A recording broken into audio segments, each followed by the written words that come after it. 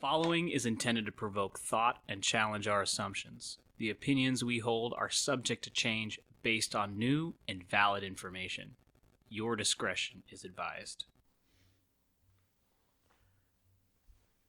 Are we live? We are live. Sweet. Or recording, because we're not live. Right, we're not live, but we are recording onto the Zoom device. I hate that. So, I mean, I'm alive.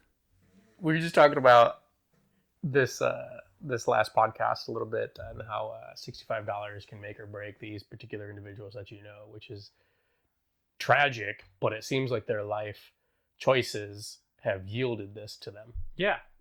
Yeah, like it's the reference to last time we were talking, and it's a big differentiator between where my mom positions herself politically and myself, where she takes a very sympathetic view towards people in their situations, where I'm willing to be a little more objective. That's just how I'm oriented naturally. And I don't mean objective as like the truth, but just more matter of fact, as opposed to, you know, like caring and feelings and those types of things. I don't do that very much. So going into a little bit more of a history with this, what proposition was this that we were discussing? This was Proposition, I think it was 21, the rent control.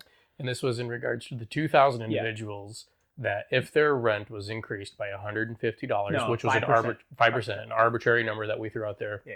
$150 was 5% arbitrarily. Yeah. But 5% is what Proposition 21 would allow. So if their increase is by $150, these potential 2,000 individuals would be homeless. 2,000 individuals in LA. Which has a population of 4 million. 4-point-something million. Is 0.0005% of the population. So the rhetoric of this particular proposal pulls in the heartstrings of individuals who see this as, oh my God, we can't let these people go out in the street. Right. It didn't work on my mom because she ultimately has higher order values of like, well, it needs to be cost effective. You're not addressing the root problem. So she still said no, but that little tidbit was important to her where it wasn't as important to me. Sure. Which is a differentiator. And I think that it's also important to understand too, that 2,000 individuals out of 4.7 million, like you said, is 0.000. Yeah, I just did 4 million. 1%. Yeah. But these 2,000 individuals, if they can't survive with a $150 impact a month, if they're going to be put out in the home or on the streets because of this and rendered homeless, there's probably some other life choices that they need to face. Right. Which is what we're talking about. Yeah. Like cut out the marijuana, cut out the pack of cigarettes, cut out the alcohol. I mean, I don't think it's that hard to save $150. No, and the reason why we say $150, so $1,000 of rent is $50 at 5%. Double that. So now you have a $2,000 property that you're renting, which is already pretty high because you can find lower properties, especially. And I'm thinking of two individuals in particular. But when we were talking about this, I was like, what kind of people, what kind of characteristics do I recognize in people that they would be more part of that 2,000 group than myself? And it's these behaviors of overindulging and not being critical about your own finance, not taking ownership over your own finance. Mm-hmm. Two people I was thinking of who they freaked out when there was a chance that we would get a $65 to $75 parking ticket, thinking that they couldn't afford it. But one of the guys, so there's two people, and they shared a house that was like $2,200, and they're scared of $65. They're paying less than $2,000 each. One of the guys smoked weed all day. Like, wake up, smoke, eat edibles, go to work. While at work, eat more edibles, come home, smoke weed, vape. Jesus, also man. Vaped like this guy was a human chimney. That guy could have cut out one facet of his habit, right. one section, don't eat edibles. You could still smoke, you could still vape, but just don't eat edibles. It'll save you $65. Or drop the vaping. Drop the vaping, eat the edibles, smoke the joints, drop the vaping. Saves you $65. Right. And he really didn't do anything else. Like I don't remember him going out very much. He also had a car note, so they both of them had new vehicles. One of them bought like a brand new Kia, and she worked with like a fake title. You know those people who have like it'll say something like, "Oh, I'm the CFO of this company," and it's like you're a company of two people. Like the CFO title just means that you do a lot of shit, but the CFO is like reserved for people who have like huge budgets. Yeah. You know what I mean? Who are managing really complex things. Like you can't compare a CFO of like even a private company of 300 people to a 2-person operation. It's not the same. They both had car notes. They didn't have to buy new cars, but while I lived close by them, they bought new cars. They both bought new cars. So it's debt. Like new off the lot or just new like pre-owned? No, like new. Like 20 at the time it was 2018. They bought like 2018 cars. Oh man. Maybe it was a year old at the most, but these are like pretty brand new models. That's crazy. So either way, they're paying for these things with debt, with money they don't have. Yeah. And then they're assuming more debt. There's no financial reinvestment into their own lives. Like, but I gotta ask. Go on. I gotta ask though. Are these like 20-something years olds? Are they 30-something year olds? Both were in their 30s. Both were in their 30s. Or like 29-ish. Okay. Like I think they were either at the cusp of 30 or just over 30. It was within that range. Chances are they're going to go running back to mommy and daddy looking for some assistance if they get into a real bind. There's no way they can make it in California. There's no way they can make it long term. Yeah. And when I mean make it, I don't mean like, oh, you just survive. No, I mean like thriving. Sure. There's no way with those types of habits that you're building that you're further entrapping yourself. So that 2,000 figure of people who get pushed out, 0.005% of Los Angeles are being pushed out for a 5% increase in rent. How is that 5% increase not somewhat foreseeable? That you're going to need to create some plan and adapt safety net. And I wonder what the stats are on those 2,000 people. They didn't get into that. And I think that's partly a problem with a lot of these. In fact, we'll get in that with Proposition 23. Is that they don't go into the explanation of studies of how they come to understand their positions. Yeah, sure. They give you the little taglines that say 2,000 people get pushed into homelessness, over 5% increase in rent. So does Prop 21 repeal the rent control that's kind of already in place? Oh, we're going to leave that for the listeners to go back and listen to. Yeah. Okay. Yeah. So that's everything that was covered last time? Yeah. Okay. Okay. We'll leave that as it is. Let's move into today's topics. Yeah. But before we get too far ahead, I gotta let you guys know I got my ballot. Did you guys get your ballot? Yeah, I got it. Hell yeah. I got my ballot. Mm-hmm. And I was really conflicted when I saw the first name in the presidential list, Joe Jorgensen. Because in 2016, I voted for Gary Johnson. So Gary Johnson, of course, was a libertarian candidate. He had some downfalls, but he certainly wasn't Trump and he certainly wasn't Clinton. Yeah. And here I am in California, and I know California is going to go Biden. So this is my moment of truth. What did I pick? Did I pick for something that I truly do believe in and having a third-party candidate get some momentum and moving some way? Or do I go with the herd and stand by Biden? Bydon. Biden. I like that. Biden. Yeah, I saw that on somebody's card today. That's a new one. I haven't seen that before. It was great. Biden. Biden. And then also flush the turd on the third. That's so ridiculous. So I did it though. I made a decision. I picked Joe Jorgensen. Damn. Yep. It's in black. Are you out of your mind? You picked Joe Jorgensen. I picked Joe Jorgensen because again, I know California is going to go Biden. I know it.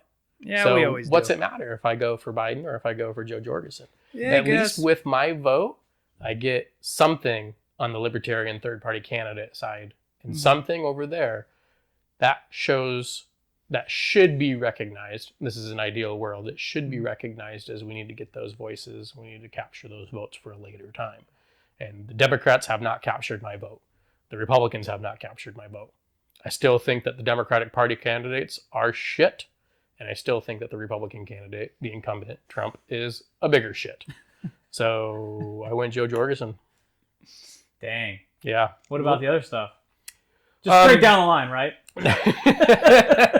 No. I haven't completed it yet. Okay. I'm still spending my time researching throughout the day to make educated decisions on what Senate, what judge, those types of things.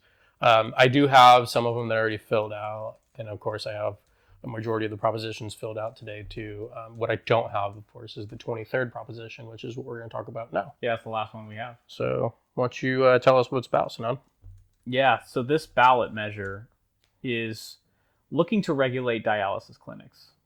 And in 2018, we voted on this. And I'll go to that, what that vote was about. But this one says that a yes vote supports, and I'm reading this off ballotpedia.org. Yes vote supports this ballot initiative to require chronic dialysis clinics to have an on-site physician while patients are being treated. So Report data on dialysis-related infections, obtain consent from the state health department before closing a clinic, and not discriminate against patients based on the source of payment for care. So I'm completely ignorant on how kidney dialysis works. So is this something that the individual can do on their own? Is this something that they require medical attention? They require medical attention. So it's not something that the individual can do on their own. Yeah. No, you have to do it at like a clinic. Yeah. It's, I am completely ignorant on this. You have to be 3 times a week. Essentially, it's incredibly difficult. Like, essentially horrible. the kidney is not able to process, and you need like these infusions or like injections to like flush it out until you get a kidney replacement. Oh. So your kidneys are literally failing. So as the law stands right now, you don't need a certified clinician to do this? It's more like on site. So let's say it's 3 a.m. Mm-hmm. and I need an emergency or help. Maybe the nurse practitioners can help you with this. This would require doctors to be present in order to do that. Oh. Yes. So just this. So somebody has to be on site at all times. So this proposal basically makes it so that way these clinics that can provide this service, they retain somebody 24/7. Yeah, and which, by the way, they've been delivering the service for all this time without doctors on site with no real issues. Like when I was reading up on this, I haven't seen any real problems that arose from this. In 2018, what California's voted on was whether or not we could cap the amount of money that these dialysis clinics could make. So I can't remember the specific details of it, but it was something to the effect of, if voters said yes to the regulations, then these dialysis clinics would have to cap their profits at 115%, and the rest would have to get refunded back to the person who paid. So the insurance provider gets anything above that. They can't just keep charging extra stuff for it. Anything above 115% profit has to go back to helping the patient pay for the care. And this lost. 60% of California said no to it. And part of the reason why was because dialysis clinics, and by the way, there's the 2 largest ones are private here in the state of California. And the main argument was that it would just force a bunch of clinics to close because like we can't maintain a profit. Like it's so hard to pay doctors, go through insurance, staff, blah, blah, blah. Like you're making this really tough. But also these companies are like billion-dollar companies, and they make like hundreds of millions of dollars off dialysis each year. Where I stood on that 2 years ago was I was for the regulation. And the reason why because we went back and forth on this, and the reason why I landed on that was because I don't believe that you should be maximizing profit for services that are a life necessity for some people. Our whole medical system. Right, there's something wrong. Yeah.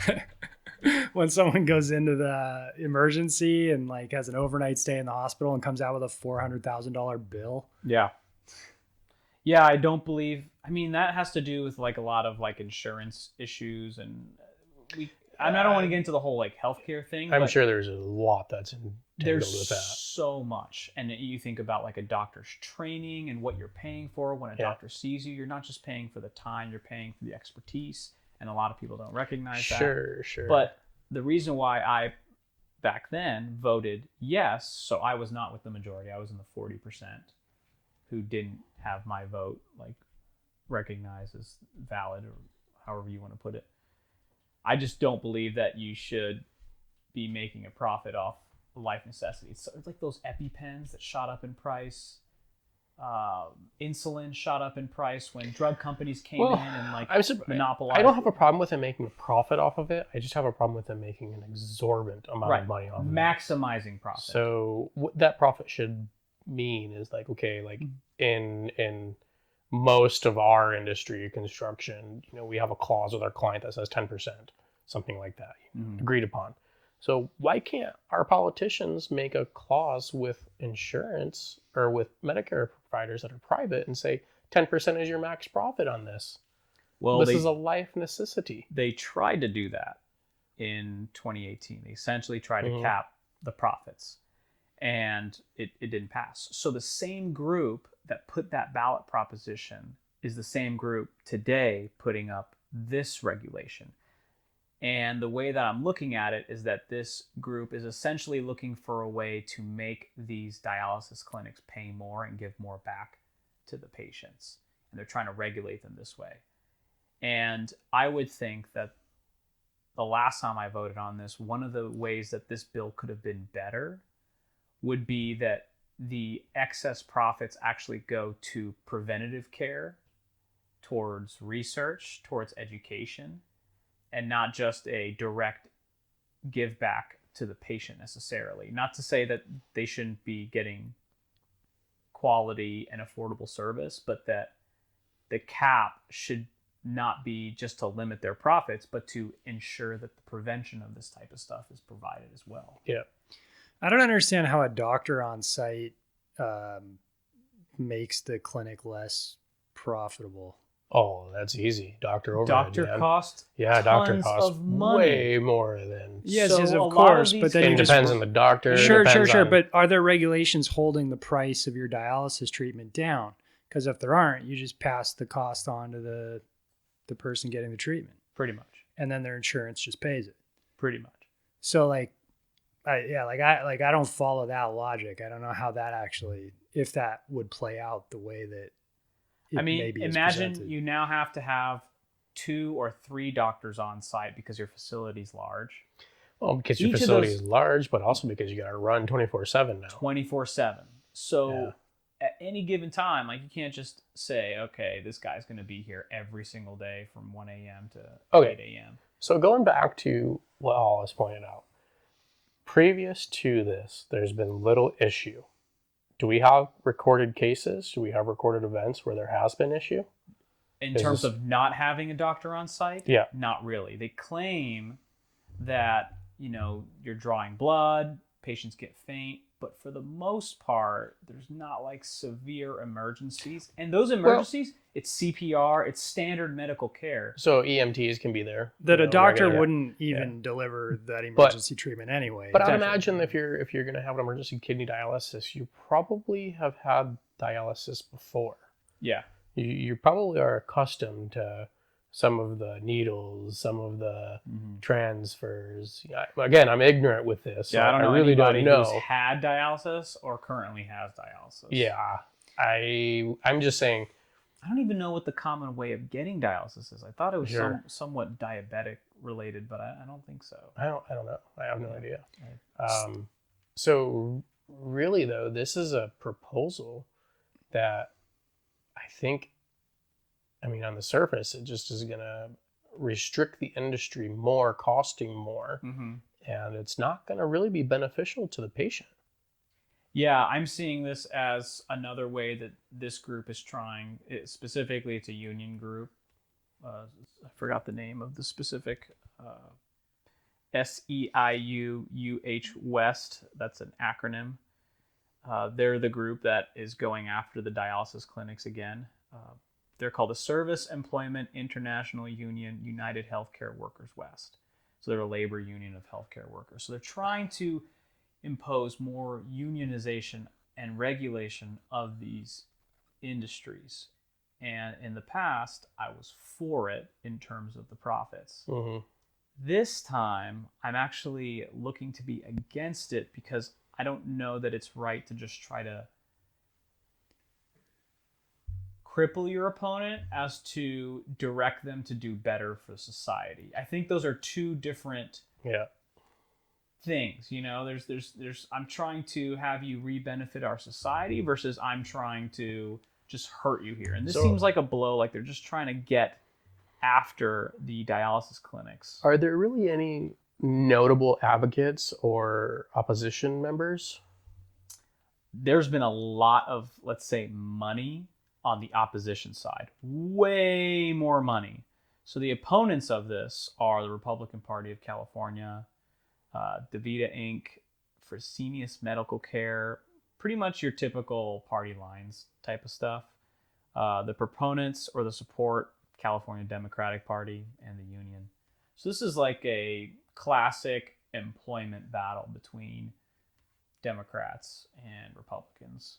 This is kind of a common thing in terms of maximizing profit or unionizing employees. And unfortunately, you get to this place where these two sides see no way of negotiating some middle ground. So it comes to forcing the voters or the people to be the middleman to arbitrate between who's right and who's wrong, which I don't know that that's great that you put this up to people, because essentially you're betting on swaying the masses with your short with the rhetoric. Line rah type stuff.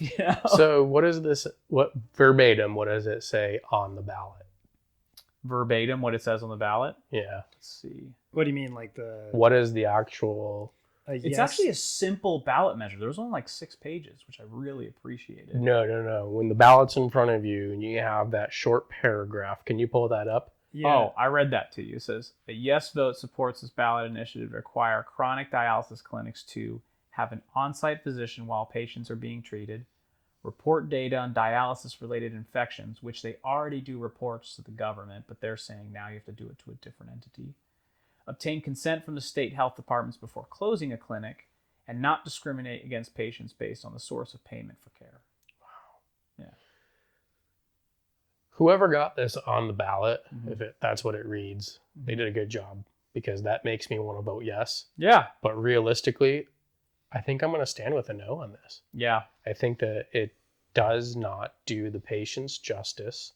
I think that unionizing this is going to do more harm at making costs higher, because you're now going to have more overhead with doctors on staff, more overhead with the bureaucracy. I don't think that it's a good idea.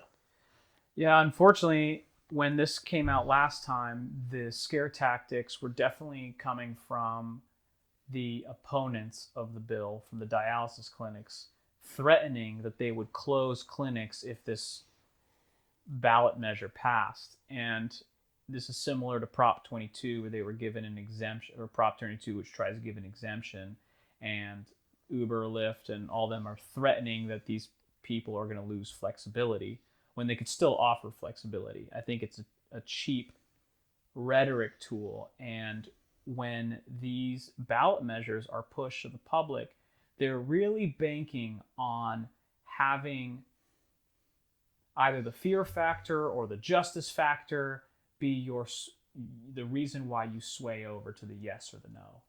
And I think when you simplify the complexity of these things and force a majority, probably uninformed voter base, you're really not doing justice to the very cause that you're trying to pursue. And I would hope that these dialysis clinics and these regulators would be better off talking to one another and trying to find some middle ground rather than battling out with the voters. Having it as a proposition with the voters. Yeah. This needs to be, you're right, this needs to be the providers, the caregivers. It needs to be a conversation with those parties. Yeah. And I don't know if there's doctors kind of on both sides of this, but the one doctor that I know, I asked her, what do you think about this proposition?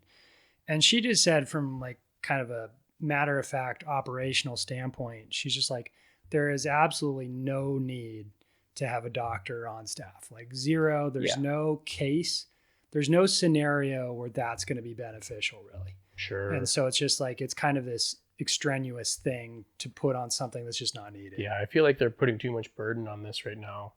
They're trying to anyway. Yeah, and they're really looking at creating legislation that just hurts the company rather than last time I viewed it as hurting the company, sure, their profits, but then ultimately having a intention for those profits to come back to the people who need it most.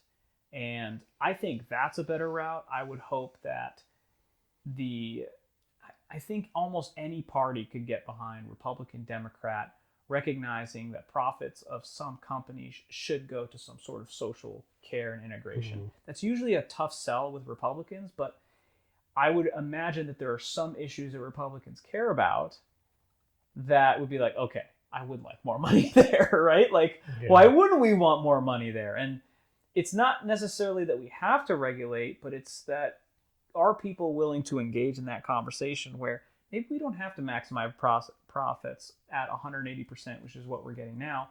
Maybe we can chop off 5%. That's a starting point. Yeah. And then we can continue the conversation. 5% out of 180 is not much. Yeah, I'm sure that there's more issues with these patients as well. Sure. Than kidney dialysis.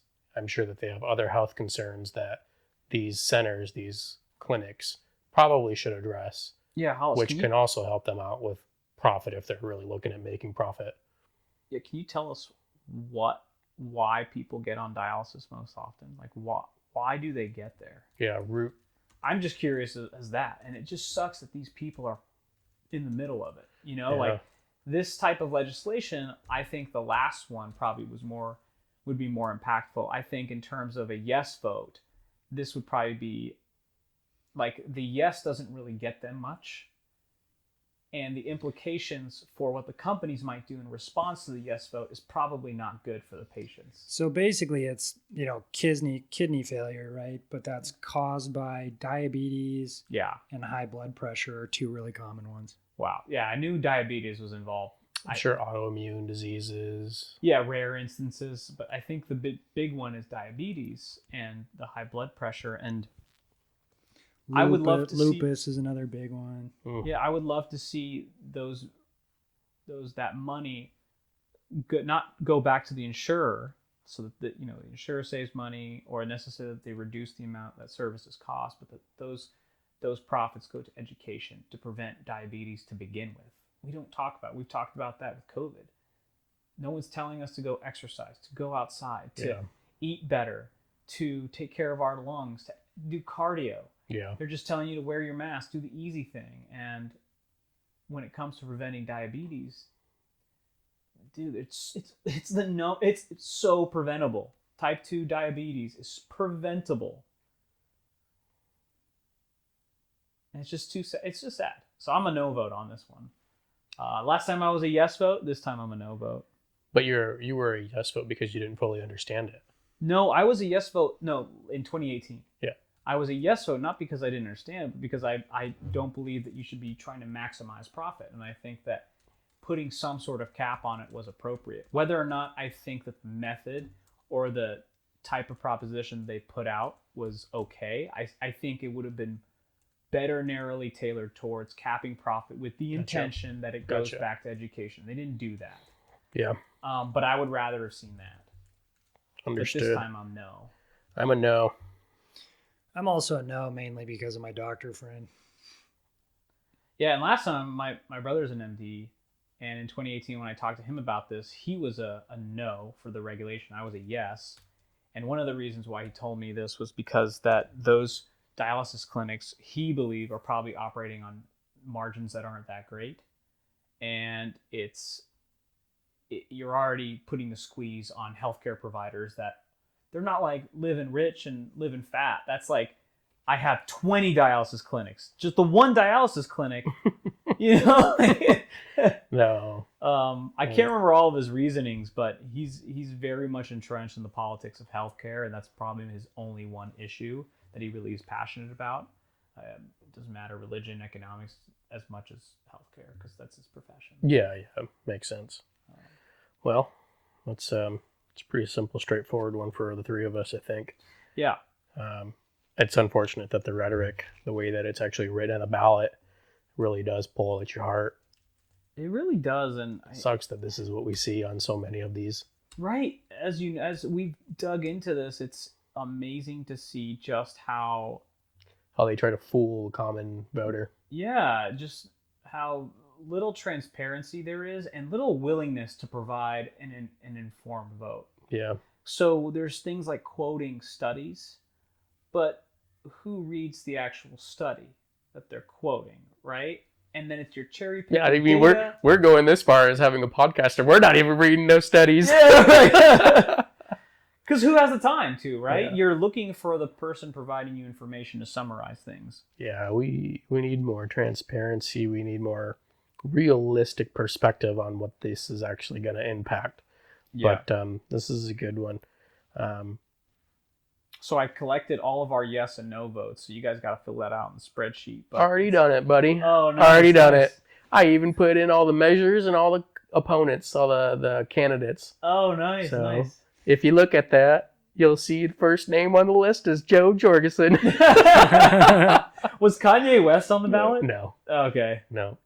That's such a scam, dude. There's more parties than I recognize. He was on the ballot. There's a bunch. Kanye's on there? No, he's not. On California's ballot? Oh, no, but he's on the presidential. No, he's not. Yeah, he is. He's on my ballot. Kanye wasn't on your ballot. He's on my ballot. I'm going to go home and I'm going to look. I wish I would have. How did you not see Kanye? I wish I would have. I thought you were going to say you were going to vote for Kanye, not Joe Jorgensen. Oh, hell no.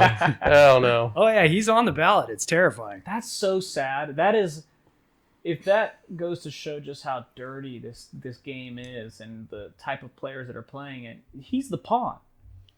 He is the pawn that they... unfortunately, in this instance, it's the Republican Party or key members of the Republican parties. There's definitely Republicans who are stand up who are going to be like, this is gross. It could be an attempt to split the black vote, but I don't know. Yeah, who would have thought? Or just any vote. I don't know. It doesn't matter.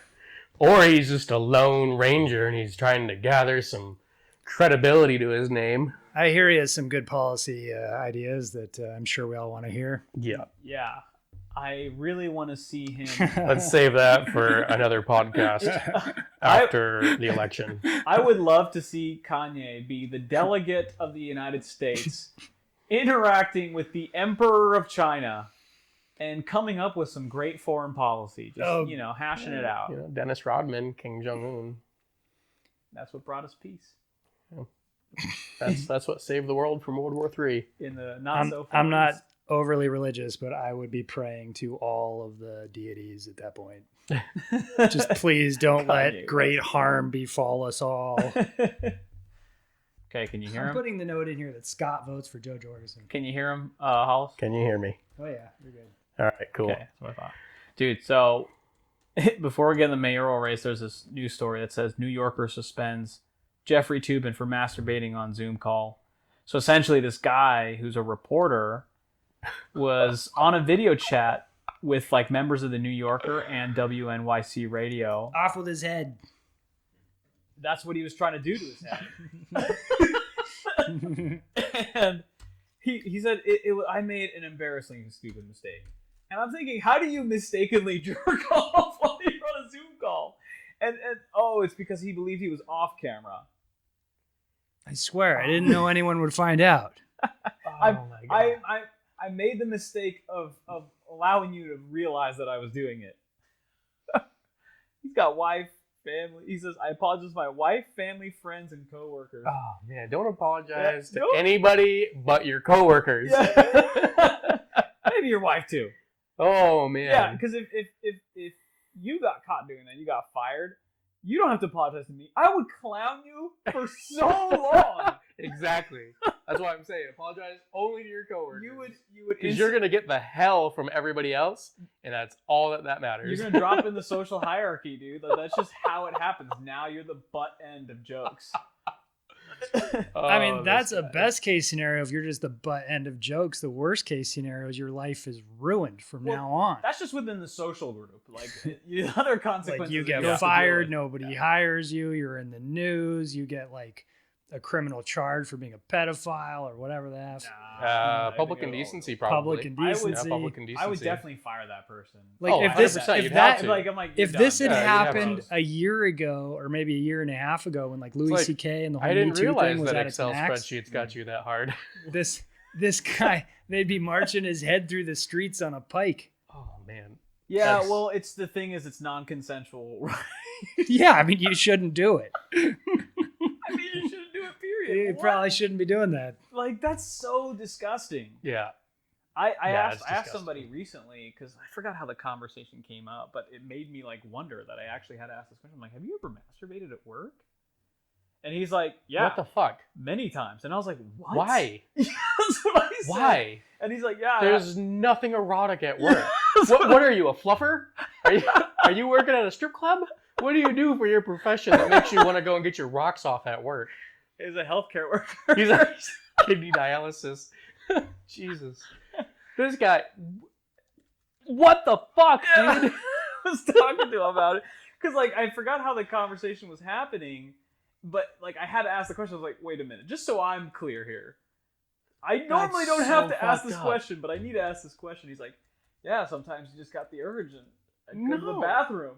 And I was like, what? No. But I also, and then I had to ask more questions. I was like, so wait, you know, when I picture a bathroom at work, it's like, there's like potentially 4 or 5 people in there at the same time. Oh, yeah. And I was like, Yeah. so how do you deal with someone taking a shit next to you? He's like, oh, no, they're all private, like, rooms. And I was like, still, like, Still. Dude, I am disgusted in public bathrooms. Like, Yeah, I think that they are we've talked about horribly disgusting. Like, I don't want to be in there longer than I have to be. No. And I don't want to go into details and visuals. It's just disgusting. I don't want to be in there. The cleanest of bathrooms, I think, are still fucking disgusting. Like, Well, it's not the bathroom, it's the people in the bathroom. it's all of the above. Yeah. It's the bathroom. It's the people in the bathroom. It's disgusting. It's the cleaners that come in afterwards and how they clean. Like, ugh. We got good cleaners in my work. I fucking hope so. I hope that we have good cleaners everywhere, especially with this COVID-19. Yeah. But that's just disgusting. Yeah, really weird stuff. Well, speaking of weird Don't stuff. ever invite that friend on any of our camping trips. He's like an old guy too, Jeffrey Tubin. Which, could You you guys look look at him someone up. the He's same if pretty they old. told you that? No. No, I can't do it. No. That's hilarious. Well, moving on. Yeah. So this mayoral race is also important for San Diego. You know, there's all these like board member seats that you can vote for, but it's so hard to gain information comparatively to your council member or to your Senate member because they have a track record oftentimes. Their opponent might not, but the person themselves does. And we have an interesting situation where we have 2 Democrats running for mayor in San Diego. So it's really about figuring out what differentiates the two. And I'm actually kind of glad that there's this opportunity to do so because I'm hoping that people actually dig in a little bit more. They're not going to. But they dig in a little bit more to figure out what Democrats right for them and their interests. That light is on the pole. And I don't know if I told you guys this. I think I did. Where I thought Barbara Bry was a Republican because I got a flyer in the mail that was like, vote Barbara Bry, the Republican candidate of choice. And then it said she was with Trump on X, she denied this on Y, and she did C. And then it turned out that similar things were going out about Todd Gloria, not the Republican thing, but these kind of quote-unquote negative ads trying to paint them The as smear campaign between both of these candidates has been pretty funny now that I've actually like taken a look at them. Yeah, tell me about it, dude, because that's all I know. I saw this in the mail, and I was like, what? So- And I thought she was a Republican, and she's not. So a couple days ago, or yesterday actually, I think it was, we were talking about Barbara Bry and like, it's like, nah, screw her. She's a lifelong politician, just like the rest of them, you know, pandering. But that's not the case. I got that impression from the smear campaigns. That's what I got. Like I saw one campaign or one ad that was like she's nodding off, going to sleep, like repeatedly like, in these meetings and in these board member, like associated meetings and everything. Like At least she's she just wasn't nodding off. masturbating Yeah, at least during she wasn't pulling a what's his name, Todd Thurman or something like that. a tuner or something. Tuner. Pulling a tuner. Anyway, no, these smear Tubin. campaigns have been great at really making us hate the opposition. Yeah. Like not even knowing what their policies are, not even knowing what's going on. So I see Barbara Bry all over town. I see Todd Gloria now all over town, and I see like I see only negative things said about each other, and I think that's tragic. But digging into it a little bit more, I've found a tremendous amount of positive things about Barbara Bry, and I'm sure you found a tremendous amount of positive things about Todd Gloria. I did. Yeah. So, well, I say let's hit it off with some good stuff. Okay. What do you got for Todd?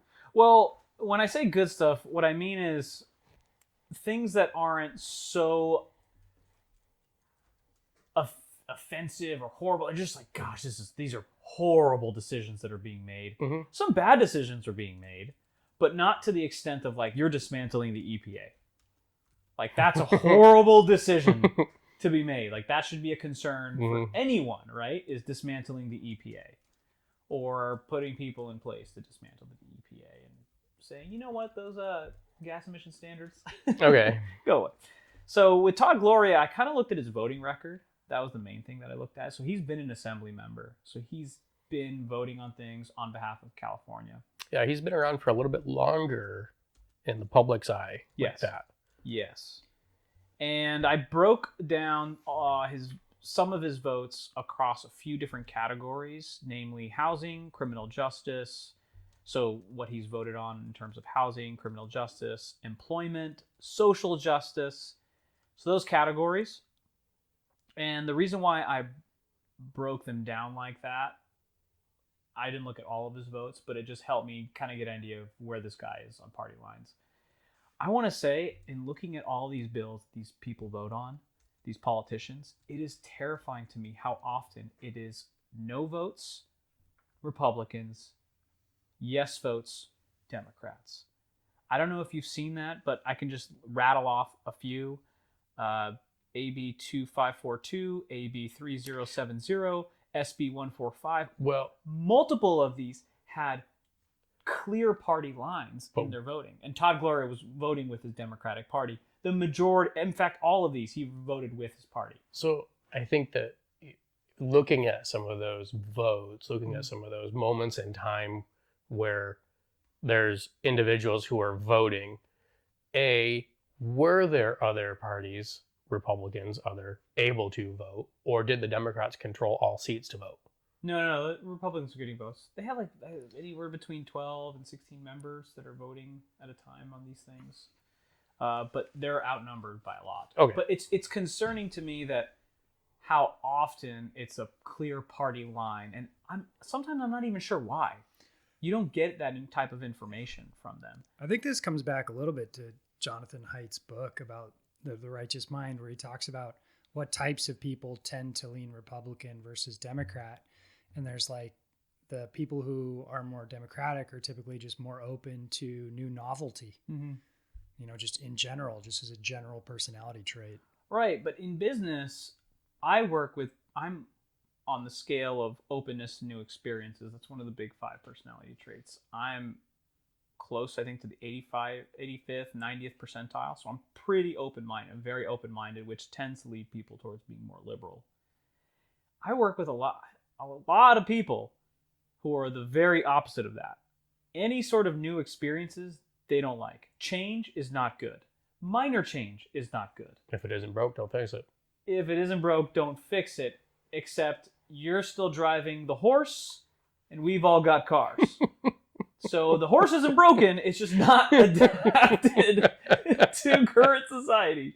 That's awesome. Right? I like that. But you also need people who are practical, grounded, those types of things. And it's surprising to me that we don't have people who are creating more bridges across these party lines. Okay, so continue on with Todd. Yeah.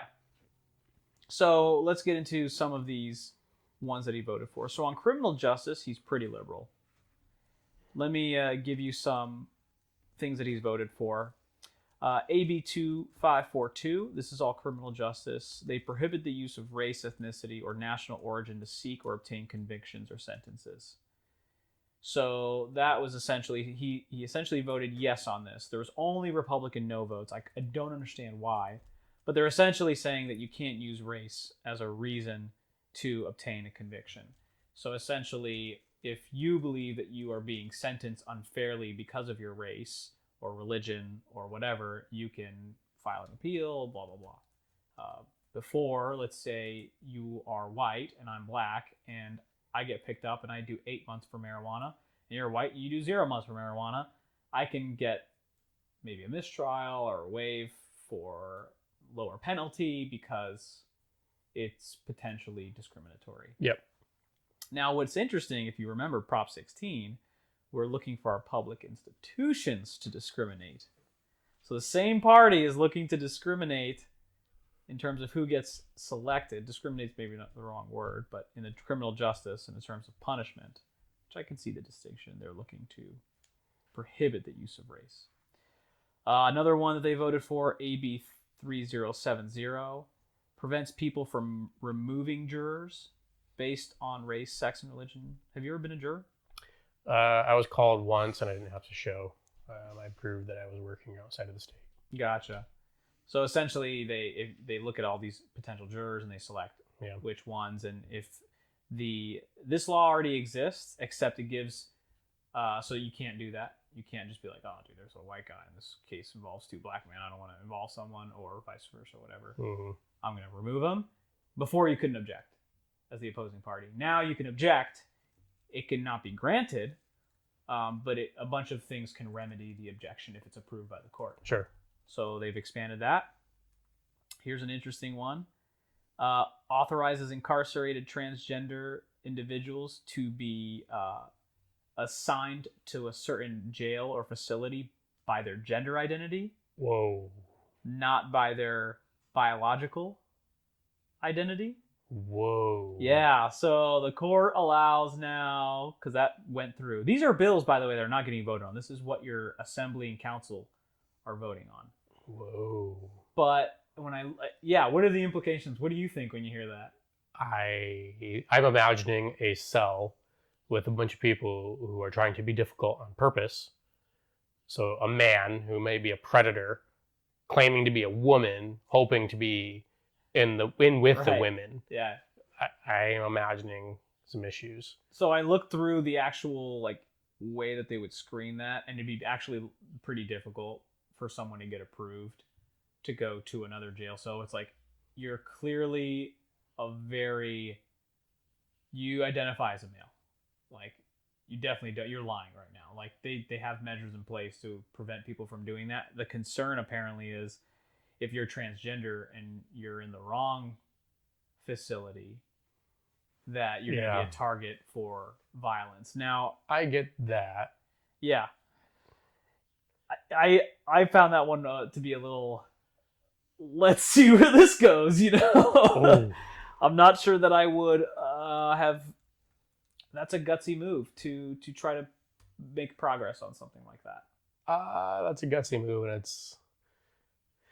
I don't know how to chaperone that. Yeah, I think there needs to be a little bit more of an elaborative plan for that, because I think that you're going to end up having. There is, yeah. Yeah, you're going to have a lot of sticky situations, and how big does that facility need to be? What does that budget look like? Okay, moving on. Yeah. Another one that you may have seen in the smear campaign. SB 145, this was definitely used against Todd Gloria. I didn't really, but essentially is saying that Todd Gloria allows pedophilia. Did you see that one? Saw this one. You saw this one? Did you dig into that one? No, I didn't. I did. Because I knew that it was going to be bullshit. Yeah. So, come on. Yeah. So, yeah, this one got a lot of flack for a lot of members who voted for it. And by the way, out of these criminal justice things that I just mentioned, this was the only one that had more bipartisan support. Yeah, I'm definitely for this. Oh, this sounds pretty good. And Anthony Weiner supports it. yes, Anthony Weiner wrote the bill. Mr. Weiner, thank you for this. So the unfortunate thing is with these laws, right? If we go back to Prop 23, where they're like, oh, now you can't discriminate based on people's ability to pay. And you're like, oh, that's good. You shouldn't allow that. And then like the people who are now getting that regulation, like, we never freaking did that to begin with. Yeah. Like you didn't have to spell it out. It'd be like me being like, Scott, okay, I give you permission to not beat people that get close to you. And you're like, what? I don't beat my woman. Like, I don't do that. You don't have to give me permission to not do that. So the way that this law was written makes it seem like they're giving permission for pedophilia. Well, currently, this is just current law. This is already a law that's in place. And all it means is that if you have sex with a minor and you're at least, at most, 10 years older than them, the judge can use discretion as to whether or not you have to be a sex offender, registered sex offender. So right now, every time someone who is convicted or being charged, right? So they still can get charged, they still can get convicted, but now it's always been up to the judge's discretion. Now I also want you to be on the registry. So this is not changing whether it's a crime or not. Mm-hmm. This is not enabling people or empowering people to go out and be more out there with their pedophilia. I need to know what judge would not put an individual who had sex with a minor when they are 10 years older than that minor on the sex offender list. I would be hard-pressed to believe most judges would ever allow that to happen. Right. However, there's also instances, when I was in high school, there was an 18-year-old that I knew who had sex with a 17-year-old. The parents hated him and caught them. Yeah. They were into each other. I've seen instances like that too growing up. I grew up in Utah, man. So that, having sex is no good. They forced charges on him and he got charged with statutory rape. Yeah. He was 18, 17. We all went to the same high school. They could have been the same grade. We were in the same grade. We were all in the same grade. But they got him. They waited and they nailed him. The parents, because they hated him. Yeah. Just sad. But the main difference that this does is currently, if there's 2 males or 2 females, there is no discretion.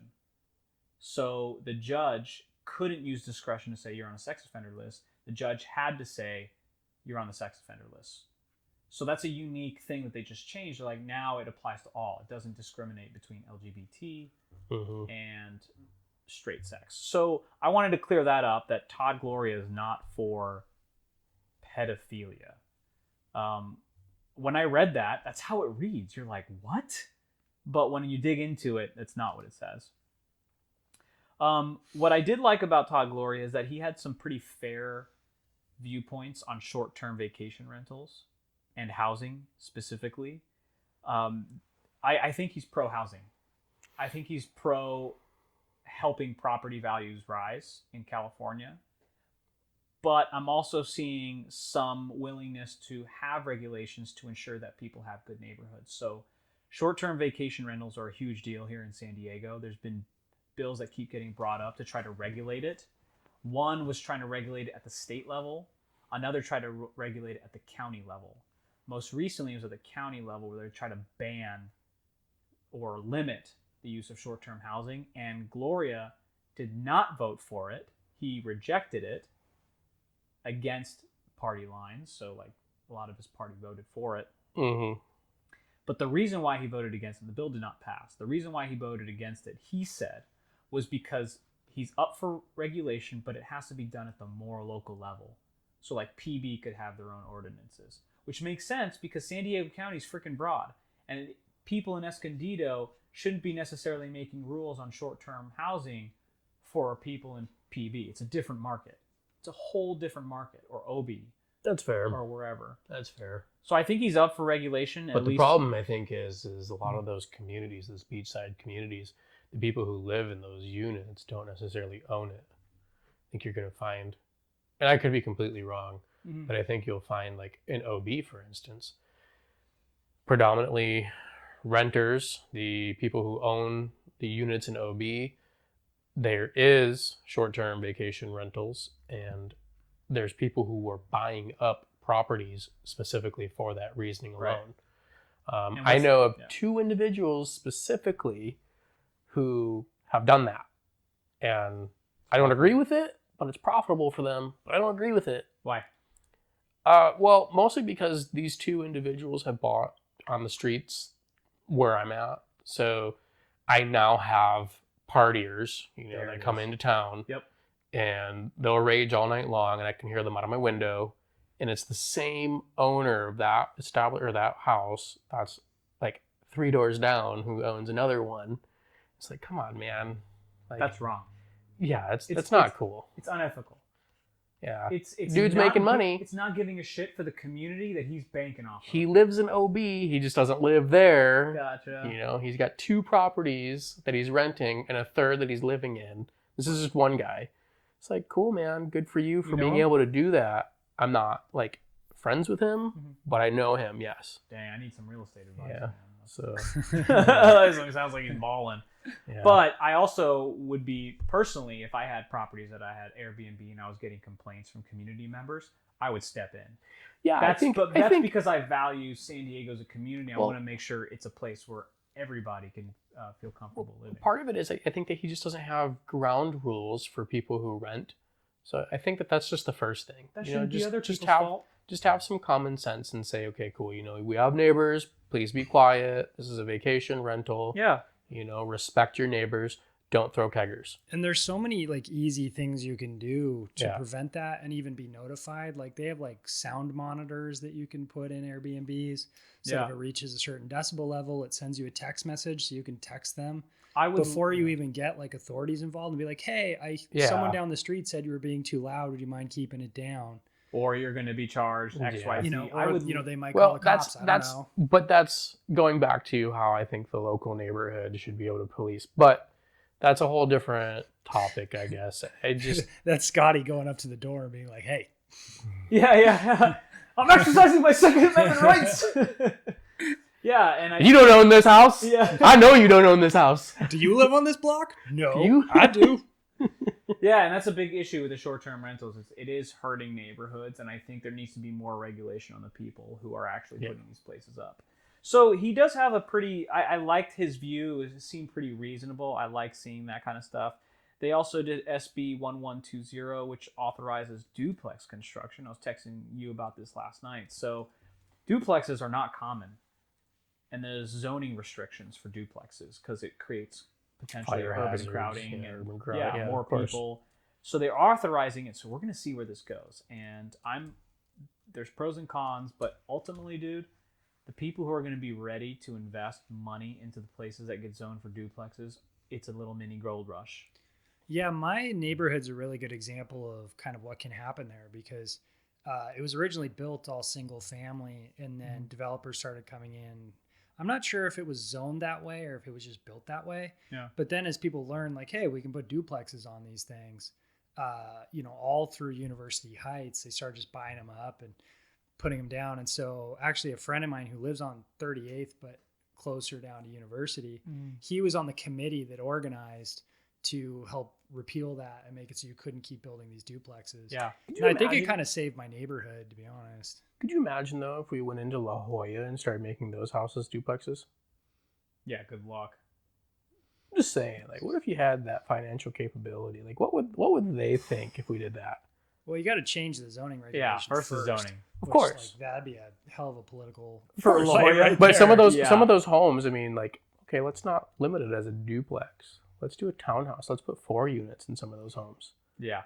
Yeah, I mean, good luck. What would the neighbors think of that? I mean, it's just not going to happen. They're going to organize so fast and so efficiently. Yeah. Like, it would be so difficult. I mean, personally, if there was some big construction going on this block where I live and I have a mortgage here, I would recognize that my property rates are going to go up over time because there's going to be more people here. This is going to be less housing. There's going to be less availability. Maybe, depending on the housing, depending on the construction. Maybe. What if they're putting in those connexes, those sea cans down there, and they're going to put all the homeless people in those sea cans, those connexes? It depends on the Have you seen quality of the that? development. If it's Yep. a nice development, that's going to help the Yeah. neighborhood out. Yeah. If it's Sure. like really low income, kind of Sure. crappy housing, it's going to bring it down. Well, I would this think it's is going this to be is pretty nice if it's going to be here. this I is think one so. this is one subject that Todd Gloria was a probably proponent help you for. It's out. Measure E. So he's a yes for Measure E, which is building and Affordable housing. building affordable housing, Yeah. but also it's building up stadium and sports arena area. Mm. So it's tearing down the existing businesses, rebuilding, re-infrastructuring that area. And anyway, we can get into that a little bit later. I just think that's a really interesting topic. That is an Yeah. interesting spot. Yeah, it is. It's you, very You drive interesting through it and you go into Point Loma, and Point Loma is beautiful and Yeah. great. But But- you have to pass through this little There's- industrial enclave. There's some failing businesses. There's some decay that's over there, 100%. But there's also some zoning that allows for fabrication to thrive. Yeah, there's So a there's great a lot reclaimed of- wood place down there. That's Yeah, super there's a cool. lot of industry that's down there. It's what San Diego needs, because they do specialized things to help out the shipyards. They do specialized things to help out fabrication and infrastructure for construction businesses all around in all different levels. Yeah, and I think let me know if this is happening to you as I'm going through what he's voted on, but I'm thinking that by the end of this, we're choosing the Democrat who is most aligned with our viewpoints, but also who would be most likely to adapt their point of view based on the response of their constituents. And I think that's ultimately what we're looking at, because I think that we're trying to find the differences between these candidates. And oftentimes, when there's Republican Democrats, it's easy to see the dividing lines because they're so vocal about those divisions. But here, you actually have a lot of similarities, I would imagine. Yes. You haven't heard of Barbara Bryce. So. Yes. Another one on housing, he allowed people to claim COVID losses, which prevented them from paying full rent. So he was for that kind of legislation. Like if you got a legit doctor's notice, they asked you to quarantine, your employer said you need to quarantine, that they could claim losses for and not get kicked out for that kind of stuff. I'm just going to pause. So, but you can still get kicked out if you're apparently if you're prostituting, doing anything felonious, anything like that. So you can still get kicked out. Sure. The other stuff that we've talked about, he helped co-author AB5, which I was very much against. I know. I was hoping that you were going to find that. Oh, yeah, I know. Barbara Bryce against it. She's not only against it, she actually advocates to repeal it. Ooh, that's So a she's- big yeah, winner for me. She's a lobbying force getting the mayor and the city attorney to turn that around. That's interesting, because that was okay. one of the big issues for me with Todd Gloria, is he helped co-author this bill. And Yeah. if you don't know what we're talking about, we covered this extensively. I forgot which episode it was. I think it was Proposition 20. It is Prop 22. I just forgot 22, which episode 22, it yeah. was. But yeah, he helped co-author that. Yeah, that sucks. And I was just like, dude. Yeah. Okay. Okay. He also did supplemental sick leave.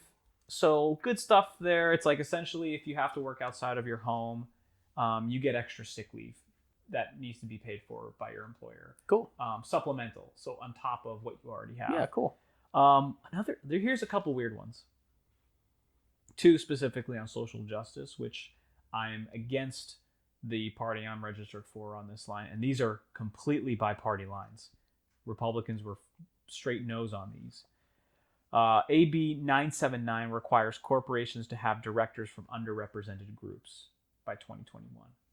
And I forgot all the details in this, but essentially if you have a board, you're a public company in California, you have a board, you need to have at least one underrepresented minority as part of that board. Now, this would be a great target in my view if they extended the deadline to 2025. But I think the deadline is 2022, the start of that. And it's we talked about this. Yeah, it's too short of a timeline it's to be able such to, a short timeline. to build that into your business plan, to build that into your business culture. It's way too short of a time. You're essentially forced to pick someone externally or shooting from the hip. Yeah, you have to choose someone externally, which that's a huge risk. Leadership is so hard to get from external to internal and then have them incorporate into your culture. That stuff takes years. Yeah, I for like good the leadership. I like the sentiment of it, but Yeah. I definitely don't agree with it in execution.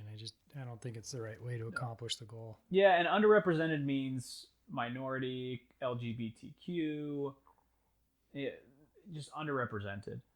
The other one that was a little wonky was AB 3121, is that they voted to establish a task force for reparations to African Americans. And so that doesn't mean that they're passing reparation reform, is that they're creating a task force, which I'm curious to see where they're going to go with this one. What does that mean to get a task force together? They did highlight some things, like you had to have some sort of expertise, but I don't know. I think this is a vote to tug on heartstrings. All you're doing is creating a task force, which may come out and they say, look, we can't really make this happen. So you're just creating a task force, and I just think it's just try to get gimme points. And last but not least, Second Amendment. So I thought you might be interested in this one, which might be a defining one for you, which is why I brought this one up. He voted yes on AB 2847, which requires microstamping within handguns. Have you heard of this? Oh, I did not know that he voted yes for that, but I am familiar with it.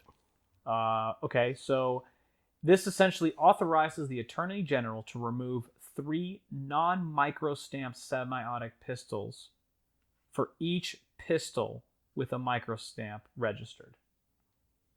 Wait a minute. Run that by me again. How does that work? So, if I heard this correctly, he authorized 3 pistols to remove the stamp. No. He authorized a vote to remove the stamp from 3 pistols on the list. So, let's say you have options to buy pistols. Yeah. For every microstamped pistol that goes up to buy, they have to remove 3 non-microstamped ones. Okay, so how California works is there's microstamps on pistols that come in from the manufacturer. So you have Sig Sauer, you have Remington, you have all these different groups that come over.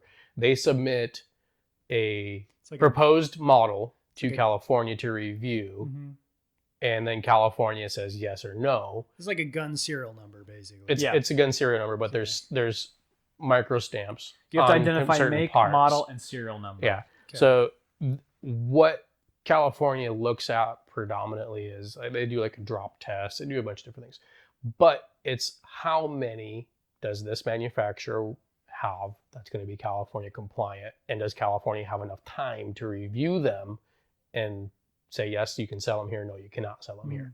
There's disqualifying things. There's qualifying things. So what I'm hearing is he voted yes, that for every one that has a micro stamp, you have to remove 3 that do not. That's going to make it harder for manufacturers to get guns across the line in California. So if you are for gun control, this is a very important yes to do. If you are not for gun control, this is a very important no. Well, I'm feeling really dumb here. Where do the 3 come from? I'm not understanding this. I don't know where they chose 3 do you either. take 3 from the person you're selling? No. You're the Glock store, right? I'm the manufacturer. Hold on. Okay. So 3 could be 3 from any manufacturer that is currently allowed to be sold in California. So you could have a Glock, you could have a SIG, and you could have an H&K that's all sold here in California that do not have microstamps. Okay. So now one vendor gets a micro stamp in, now 3 arbitrary non-micro-stamped guns needs to be pulled off. Is required. So Glock store, you're the operator, you're like, shoot, I got this new micro-stamp coming in, we got to ditch these 3 low sellers that are they're probably starting with the lowest sellers, so not micro-stamps. There's a lot of issues with this. I mean, I'm a gun advocate, and I don't like the fact that there's limitations because,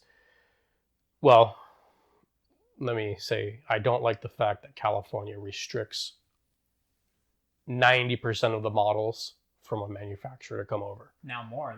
Yeah. Now they would do potentially more. Like I have no problem with having to have a serial number on a gun. I have no problem. Cell phone. I have no problem having a serial number on a gun. Like everything I own. I have no problem having a serial number or a microstamp on a gun. What I have a problem is that there's limitations to which ones are coming here. Right. So it doesn't matter to me that looking at a pistol comparatively to, side by side, this type of pistol versus this type of pistol, there's same features, You have a trigger lock, you have a trigger lock. You have, 10 round capacity plus 1, 10 round capacity plus 1.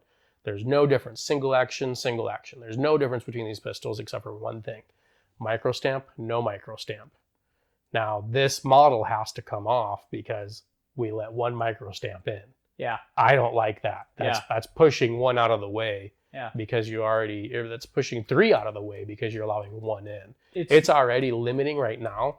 Like, for instance, I want a Glock G43. It's a small concealed carry pistol. It's a nice firearm. I cannot buy one here in California without being a law enforcement agent of some sort. Even if military want that, they can't buy it. They have to be a law enforcement agent somehow to be able to buy that gun, or it can be a secondhand transfer. Now, it's just a model. There's no difference between that and say a Sig Sauer P365 for component to component. I mean, it's basically the same pistol, but Sig might be able to stay on the list because some guy says, hey, we gotta get rid of 3. Yeah. G43's gotta go. I don't know why G43's gotta go. It just has to go. Yeah. One of the 3. I don't like that. Yeah. I wonder if they could have said something more along the lines of, hey, any new guns that you start buying should start coming in with microstamp. You need to do 25% by 2021. 50% of all guns coming in have to be microstamped by 2022. 23, 100% need to be microstamped. Yeah, cool with that. Well, not really, but it makes more sense. But it makes more sense. Yeah. It makes more sense. You're not distributing the flow of what people are normally. You're still imposing regulation. You're still adding regulation, but it's a much more slower pace of change. And this is just an attempt to phase out guns that don't have serial numbers, right? Yeah, microstamps. Or microstamps. It's an attempt to hold manufacturers to microstamp them coming in. Sure, yeah, that makes sense. So, and to be able to track where the gun comes from, but this bill specifically is looking to limit the amount of guns available for purchase as well. Yep. It also has another aspect to it. It considers these characteristics unsafe on a gun. It does not have a chamber load indicator. So that means it's unsafe. Yeah, you want to tell me about that one? What's that mean? God. Does not have a chamber load indicator, meaning tell me it's like this has little battery icon that tells me how much little juice this gun has. Essentially. Yeah. How many guns have that? I don't have one that does. Right. So your gun would be considered unsafe. My guns are unsafe. I think when I read that, I was like, guns aren't safe. You should never believe that guns are safe. This implies that if you say something is unsafe, then you have a safe gun. That's not true. And that's not to say that guns are inherently dangerous, but they're not safe. Look, I've fired guns that have that chamber indicator, and they are a little bit more cumbersome because there's more components, there's more parts, there's more issues that could jam. Not necessarily true for all guns, but from my experience with the ones that I have, they're not safe. Yeah. They're not practical. Right. Driving's not safe. It's better for me to think that I have a round in my chamber and look at my gun and see that I can't differentiate if it's in there or not for a malfunctional purpose. Yeah, I like the idea of all guns having serial numbers, but I could care less whether you have an indicator light or thing that tells you what's on. Let me check my app to make sure that my gun's loaded. Hang on. I'm going to just point this at you and pull the trigger because the indicator light says there's no bullets in it. Exactly. This is stupid. This is somebody who clearly has never picked up a pistol. That's where I was looking at this from. So I'm thinking that Todd Gloria is he's not going to be very gun friendly. Nope. He's not going to be, maybe not even gun friendly, but maybe the term is common sense, gun savvy. Knowledgeable. The other one was that it does not have a magazine disconnect mechanism if it has a detachable magazine. That means it's unsafe. It does not have a magazine disconnect mechanism if it has a detachable magazine. So I imagine it's just like click and it drops or something. I don't know what to say about that one. How does it not? How can you detach it without a mechanism? What is that? Maybe like a revolver where you have to like force the components out. I don't know. That one's kind of dumb too. Okay. Because everything that I have ever shot that has a magazine that is detachable has a release button, which is a mechanism. Yeah, so I want to hear about Barbara Bry, but where does that put you on Todd Gloria? Because he did AB5, which was a ding for me. I'm okay with his other stances. The gun law looks a little unsophisticated, meaning it doesn't come with a lot of knowledge in an area. Mm-hmm. The social justice stuff, I think, is typical of what we'd expect from a Democrat right now in California. So I'm not surprised by that, and I think that's probably going to have to be that. It's going to come with the territory of voting for a Democrat. So I'm imagining that Barbara Bry might play a game there. It's low hanging fruit. So I'm curious about Barbara Bry. Yeah. But while you're talking about that, Hollis, do you mind also getting us some background information on Todd Gloria, like where he served, where he's from? I didn't get that information. On Todd Gloria? Yeah. Just like I forgot to write down the notes on where his background was and where he's from. But tell me about Barbara Bry. Who's she? So Barbara Bry, single mother. She's lived here in San Diego for about 40 years. Still single? She raised two children with a spouse who married after the children. So she's married now. So she's married now. Okay. She's married to another entrepreneur. Yeah, it's usually pretty tough to run single. You want me to read his little bio here on his website before we jump into Barbara? Yeah, sure. Just to finish it up.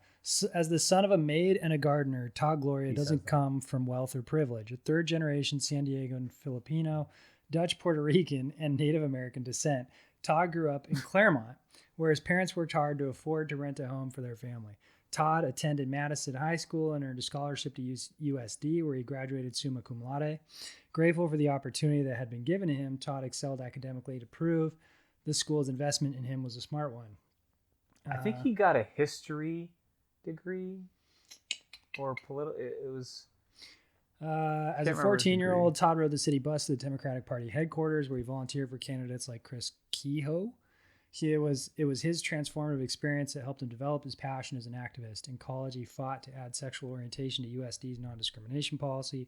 Openly gay since his teen years, Todd has served in leadership positions in the LGBTQ community, including a term as chair of the San Diego... Blah, blah, blah, blah. It's dripping with value signaling. Yeah. Todd, let me skip ahead here. First section, let me tell you how ethnically diverse I am. Yeah. 1,000%.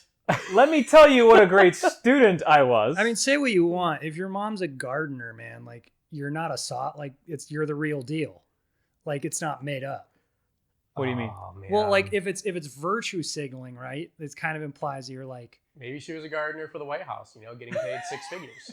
Come on. No. I'll take maybe that. Sounds like he was from humble beginnings. He went to Madison High. No. Maybe she was a gardener for the Augusta fucking challenge. Pro PGA gardener. I'm just saying, like the when he says, "Hey, I'm Dutch, Filipino." Yeah, that's hilarious. Filipino, Dutch, Puerto Rican, and Native American. Yeah, like how far along the lines do you distinguish there? Like, is it because your dad was Dutch and Puerto Rican, and those were his two very strong cultures that he abided by? Yeah. Like, come on. Anyway. Barbara Bry.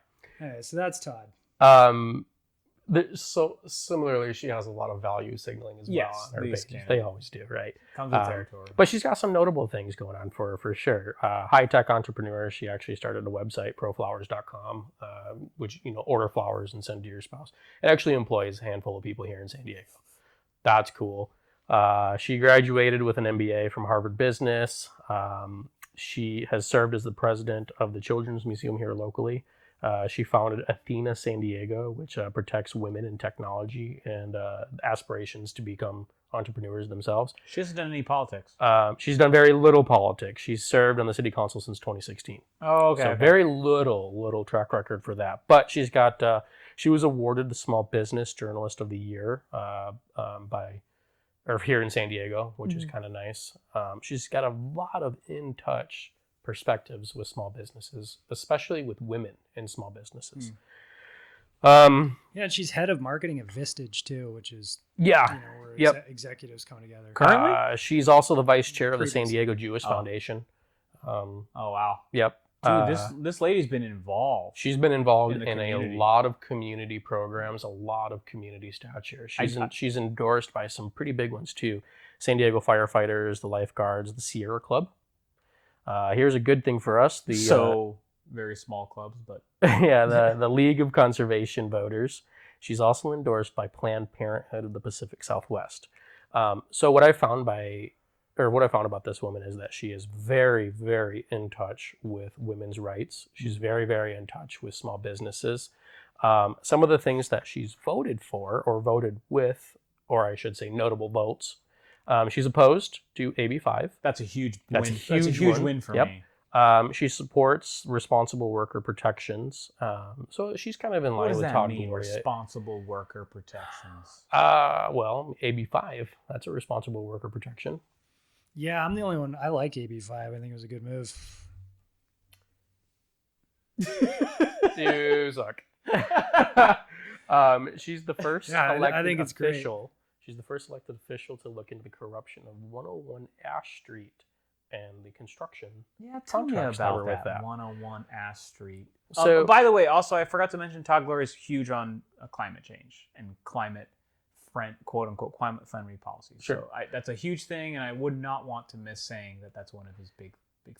So 101 Ash Street had this scandal where construction started to restore this building, and there was or was not little knowledge of asbestos being involved, asbestos being rampant in the building. So yeah, $127 million was promised over the scope of 20 years for this construction project. So that's a huge amount. Is that the construction project or the purchase price of the building? This is the purchase price and along with renovation. the renovations. Because I think one of the issue was that like the purchase price was far less. More than what? No, it was sold as far less than what the property could be worth, but what's gone into the property to make it habitable has exceeded dramatically what it should have. Okay. And this is still climbing. There's a potential another $60 million involved with this, just with arbitration in the contracts. Yeah, and I think there's some sort of level of incompetence with the contractors too. Yep. So this is an open case. This is still being investigated. And I think there's a lot of misinformation flying around. There's a lot of misinformation, and there's a lot of accusations. Yeah, there's a lot of hit accusations jobs on all sides here. Yeah. So one of the biggest accusations with this, though, is that Todd Gloria was involved in the proponent for this contract signature for this $127 million expenditure taxed on or imposed on the city. Mm-hmm. So what's 101 Ash supposed to be used for? It was going to be like for government employees, basically. Yeah, I think it's a government building. And I think they were expecting to do 800 and like they said the building could handle like around 850 employees. Wow, that's a lot. Yeah, but then they were like, well, we actually want more. We actually want it to hold 1150 or something like that. And so that's when my understanding is that they started to scope out the renovations, and that's when things got kind of out of hand. Can you pull up some simple facts, maybe see how tall the building is, what kind of footprint this actually is? Yeah. Let's see what we can find here. Ooh, can you turn that off? Music. Where is that? Oh. Also, 101 Ash is like center downtown. Prime real estate downtown. Prime real estate downtown. So, in case anyone's wondering where 101 and Ash is, it would be a prominent spot. Okay. Up there. So she's one of the first ones. She is the first elected official to want to look into this corruption. So that's great. She wants some transparency. She's big on transparency in the government, which I really liked. Okay. But I also don't like the fact that she's gung-ho about this at this prime time for her election. It didn't really say when she started this. It's been at least but I'm a sure year. it's strategic. It's like within the year. There's some strategic value to it, but strategery there. Some strategery. She opposes defunding the police, but she does support an independent review of police and crimes that police may have committed. I think that's great. I think that's great too. I think that she's outspoken about it, and I think that that's wonderful. Yeah, it's convenient. Also, defunding the police, San Diego's against in general. Yeah.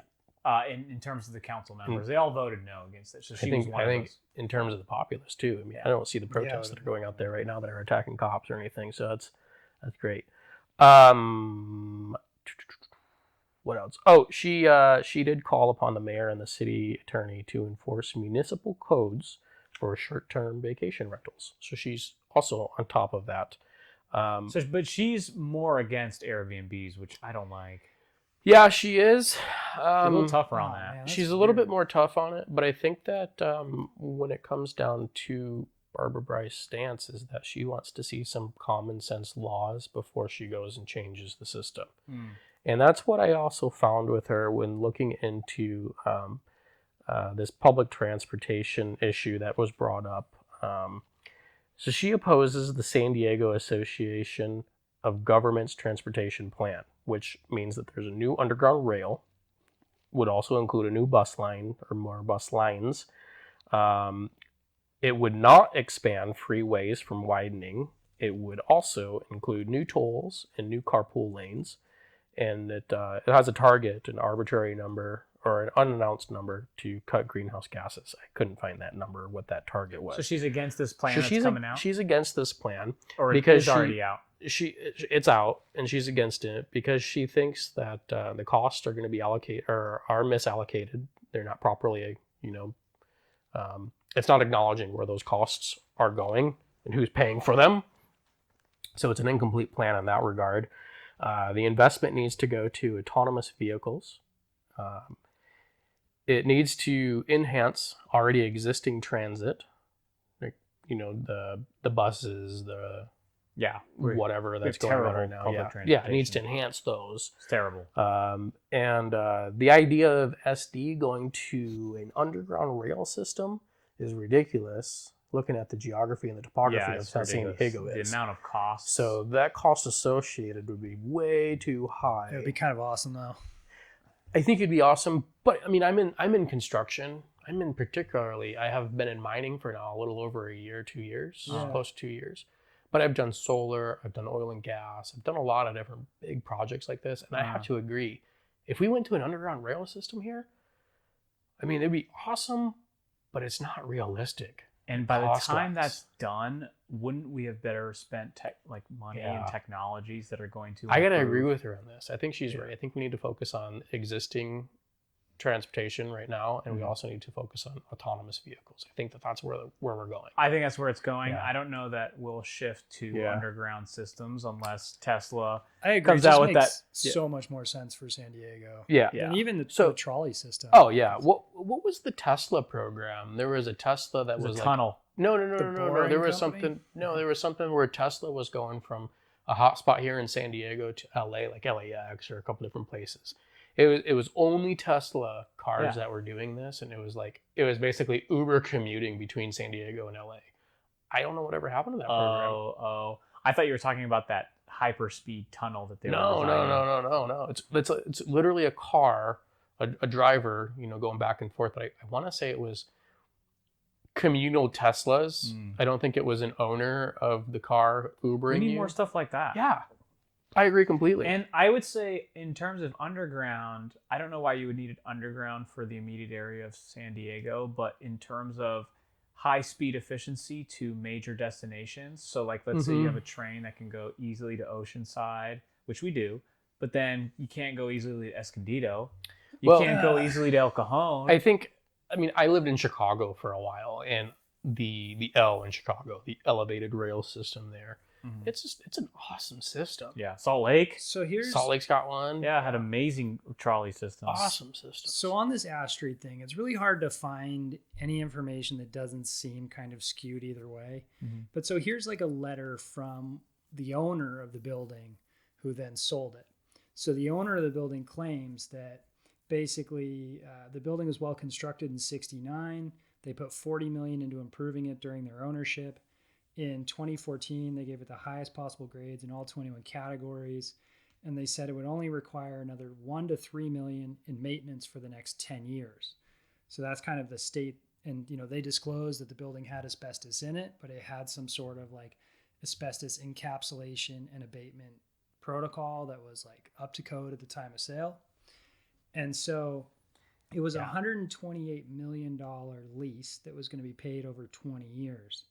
And the city planned to move 850 employees into the building with no significant remodeling or construction. But they changed their mind after purchase and planned to put 1,150 employees. And so wait. So they're leasing the building? They're buying the building? I think they're leasing to buy. Oh, lease to buy. which is going to increase the amount of money that Yeah, you like have to spend. the state's like, essentially the city's trying to buy the building. So like what I understand it to be. Okay. So the city would own that piece of property. Controversy, so they said it was inspected thoroughly, multiple site visits by city officials, blah, blah, blah, blah, blah. But so in a nutshell, I mean, that's kind of from the owner of the building, their stance on it, right? So there's probably It another just seems side like to this story. they didn't budget or account for these major issues happening, and it just sucks. Yeah. I don't know if it's corruption. I think it might be corruption in terms of like who you provided the contracting work to, And I guess, and then you're paying their pockets. So you hear about those like that FEMA thing where all of a sudden these 4 guys in like Montana get like, hey, you're in charge of distributing. I can't remember what it was. It was like some sort of disaster relief assistance.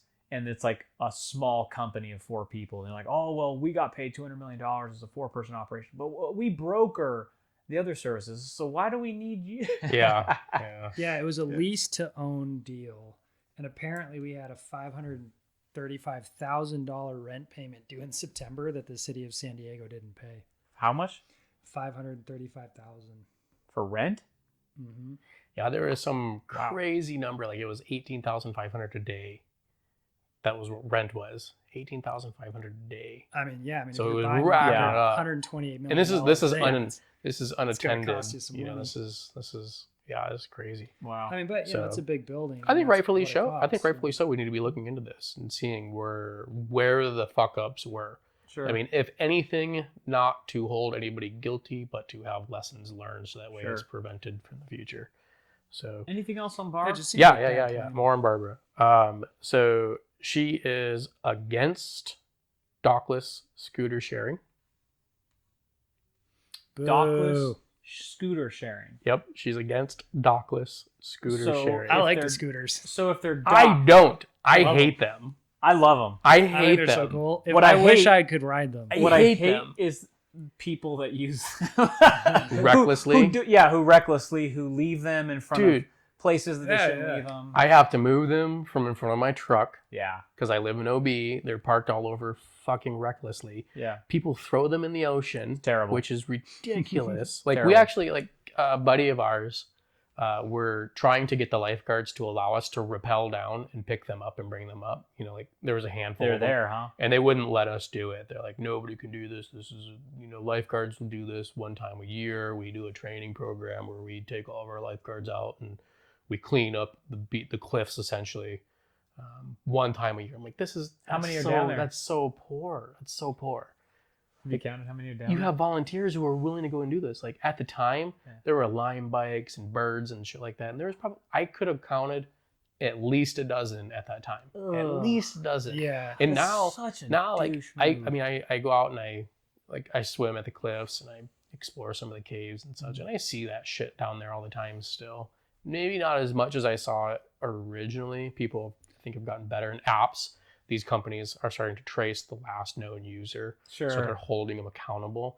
But I do not like those scooters at all. Because of the trash component. I think that's fair. Because of the reckless trash component and the reckless user So my component. thought on it though is like I agree. Like I don't like throwing them in the ocean. I think it's annoying if Bad they're users. in your driveway. Well- but I also think it doesn't mean get rid of them completely. Yeah. Just I'm like with you you. don't let other businesses just leave their stuff around. One person shits themselves. We all have to wear diapers. Well, so here's the point: is like you don't just let other businesses leave their crap around. It's a negative externality of running your business. You shouldn't be allowed to do it. Yeah. So essentially, you push all that back. You impose fees on them for doing it, and you make it so that the company actually has a legit employee who's responsible for collecting them if they're left. Not like a Agreed. random dude Yeah, who not some collects them in his random van dude and they who- fight amongst themselves Yeah, exactly. to get the. And they have You to. see that Vice one where the no. dude, the surfer dude, is like fighting people. Like, give me my bucks. I make like I don't want to say how much money I make, but let's just say I collect about 25 of these for $5 a pop. You're like, I can do math. Dude. Yeah. Dude, it's crazy because like actually a little while ago, a buddy of mine and I were talking about having a solar panel from work, like a 325 watt solar panel, hooking it up at home to be able to charge those birds. And like, it doesn't cost us anything, Site would give us one of those solar panels. Like, cool, let's hook it up, make some extra cash. But then I was like, I really don't want to go around collecting those. No, it's a pain in the butt. And if you push that back on the company and then you make sure that they have safe places where they have to charge them, if the business model no longer makes financial sense and people don't want to pay for it, then the business dies. Yeah. But don't let them just litter them all over the place, Yeah. So I'm with her on this. I think that there needs to be some rules and regulations for these scooter companies. But she wants them banned. So, but this goes against your libertarian views quite strongly. Because you want to regulate scooters, but I'm more of an environmentalist than I am a libertarian. So I'm tired of seeing this shit in the ocean. You can't pick and choose your libertarian. Yes, I can. This is America. I can pick and choose. Freedom. So she's obviously also against the short-term vacation rentals. That's a tough one for me. But another thing, though, that she pats herself on the back for is that she was a big proponent or a big advocate in defeating this 2018 Soccer City ballot measure, which heard about that. Yeah, basically it demands independent auditing of overbilling of water and reviewing how cities make bad real estate investments. So, but there's one thing that I do not agree with her with, and it comes down to gun control. Ooh, so we have another gun issue here. Okay. So this is, in my opinion, another very uneducated, very impractical law. Impractical law. Barbara voted for a law requiring guns to be locked up with a trigger lock even while in immediate control. So what that means is if I have a gun on my hip, and I'm, let's say, out at Calexico or wherever I'm shooting, maybe not Calexico because it's Imperial County out there, but if I'm at a designated spot where it's okay to shoot a gun, some nice legal land to be able to shoot a pistol or a rifle or a shotgun, that has to have a gun lock, a trigger lock on it. I just Googled trigger lock. If you haven't seen this, it's essentially like, the driver wheels? It's the club for your car, but you put it on the trigger. No. There's all. That's what I thought. I was like, is this what it is? It's hilarious. A little mini one. It's got little numbers. You rotate them through. Like, what's the code for your trigger?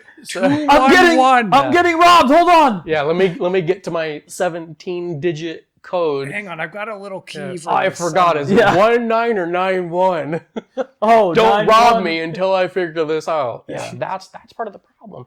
But also, though, it's not practical to be at a range and constantly. This is at a range. Yeah, to be at a range. This is an immediate control. So you have to have a lock on your trigger when you're not in the active position of firing your pistol or your rifle or your shotgun. That's like putting your mask on in between bites.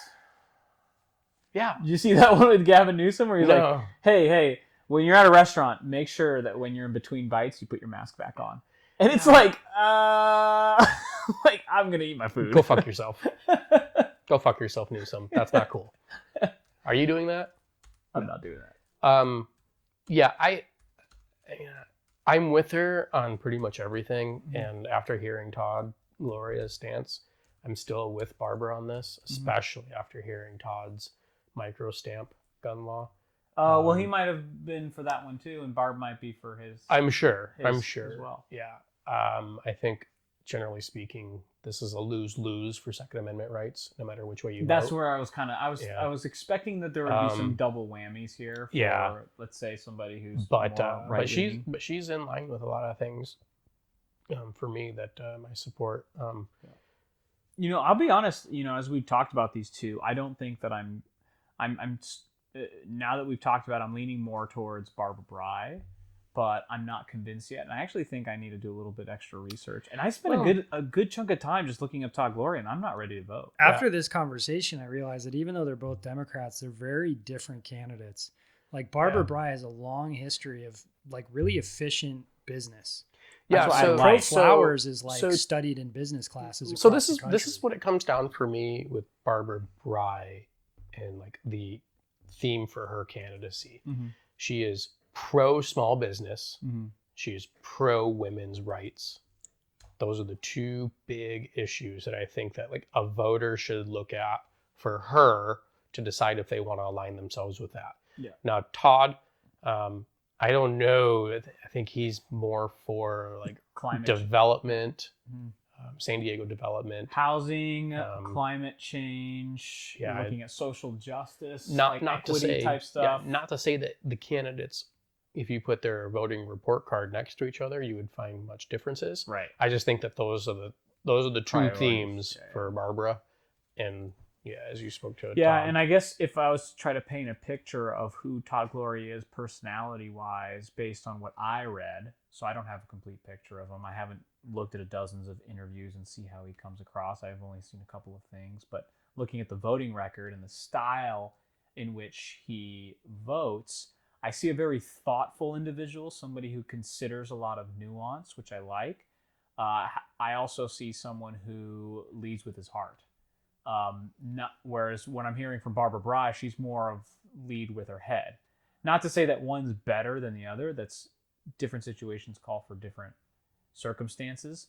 But I'm seeing people who are different in that way. Where Barbara Bry seems like she might be more cold and reserved. Where she might smile and stuff like that, but she's not like wears her heart on her sleeve. Where Todd Gloria seems more like that. Yeah. Like a bleeding heart. Well, so the ballot's in front of me. I have to vote right now. Mm-hmm. I'm going to go with Barbara Bry. If I had to vote right now, the ballot's in front of me, I would vote for Barbara Bry. Wallace? I can't vote right now. I don't know. But it's in front of you. I'm personally gonna go do more research, and I could switch. But if it's in front of you right now, if you had to vote, it's a deadline. It's too late. I mean, if it's like a deadline and I had to vote. Mm-hmm. God, I don't know. I mean, I guess I would do. I mean, right now you listen to this podcast and you have more insight than I would say the average voter at this moment. Yeah. I actually looked at individual bills. Sinan, you really dug deep into that one. Yeah. I mean, because I like a lot of like Todd Gloria's stances on things. But at the same time, I don't like that he's been entrenched in government for so long, and I actually prefer somebody coming in. Fresh off the press. Somebody who just like, I feel like so much of government is just okay with letting things take forever, and you just kind of be political and try to, we'll make this little incremental change. Whereas somebody who's been in business for a long time, they typically try to move faster, and they're used to moving faster. So I like that about Barbara Bry, but at the same time, like, I don't trust that her interest is in the right place. Like, she's basically cozy with all the executives in San Diego, like being a part of Vistage. Mm-hmm. She went to Harvard, so she's like in this like elite class of people who are just kind of like, here, lead the world. She voted against. I mean, that's a mistrust of education, and I mean, there's some good people that came from Harvard, though. There's a mistrust of a major education. There's a million great people who came out of Harvard, but it definitely says where you come from. Like, you couldn't have different starting points for these two people. Sure. Like, she went to Harvard. She's been in the upper class her whole life. She has lived among an elite class that, frankly, we're not even aware of. No. We don't even have these friends. Meanwhile, this guy... speak for yourself. Yeah. We're friends, me and Scott. You don't get much more elite than this. I don't know. I mean, I probably do, actually. But, like, it's like... How do you like my condo? His mom's a gardener, like, it's like a whole different thing. Yeah. But again... It doesn't make for the Augusta better. Pro Tour gardening... That's a huge salary. That's more than 3 of my year's salaries. Yeah, so I'm not saying, his mom being a gardener is a good thing in terms of his ability to do the job. Mm-hmm. But I am saying it's going to give you a different perspective and where you stand in looking out for groups of people. Sure. Which is why that's why it's easier for him to lead with his heart.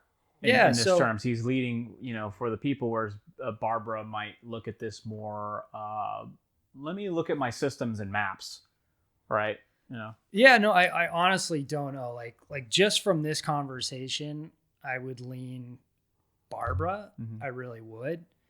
But going into it, I definitely was leaning towards Gloria, mm-hmm. Because he voted kind of like he was for the AB5 thing, and he voted for the letting people do their Airbnbs. Yeah. Which I'm for both of those. Yeah. So the Airbnb thing a little worries me with Barb, but I'm also probably not going to be an Airbnb owner in San Diego anyway. I personally practically are. You could live at my place, rent this place out, and make a little extra cash. I think that in terms of actually voting, I'm going to do a little bit more research and dig in just a little bit further on Bar Bry. And I would love to do this again and switch roles this time, Scott, where you actually have to learn a little bit about Todd Gloria, different from what I have. And I would like to do that because I'm not ready. I'm not doing that. I'm going to go home. I'm going to mark Barbara Bry.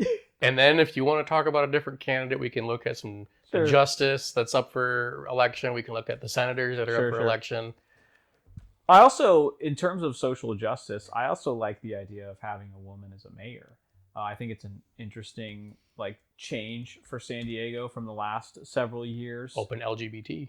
I know, and I would in this instance go with a woman over a man. That's the hierarchy that I would put it at right now. If we were looking at it socially, we did normally. What's her name? We had a mayor back in 2000. We did, yeah. So it's been a while. It was a Republican, I believe. So it's been a while. Of course, Kevin Faulconer's Republican. So this is going to be the first Democrat that's going to take office. First Democrat in a while. Oh, in a while. Well, yeah. It's also cool that San Diego can do kind of a mixed bag of things. Yeah, I joke with my conservative friends. I say San Diego is conservative, but our form of conservative is more liberal than your form of liberal. Dude, that's so true. That's so true. And that's part of the reason why I'm interested in Barbara Bry's, because her ties with the business community. We have a good business community here in San Diego. I think we have a great business community. I want to be a part of it. And I don't want to be a consumer. I want to be an entrepreneur. Business. Yep. So shout out Social Thorns. Social Thorns. Hopefully we'll be an LLC next year. And hopefully I'll also own my own LLC next year. Yeah. Woot woot. Yep. To owning your own business. Well, all right, guys. Good job. I think that's a wrap. That's a wrap. Social Thorns. We thank you for listening. Peace.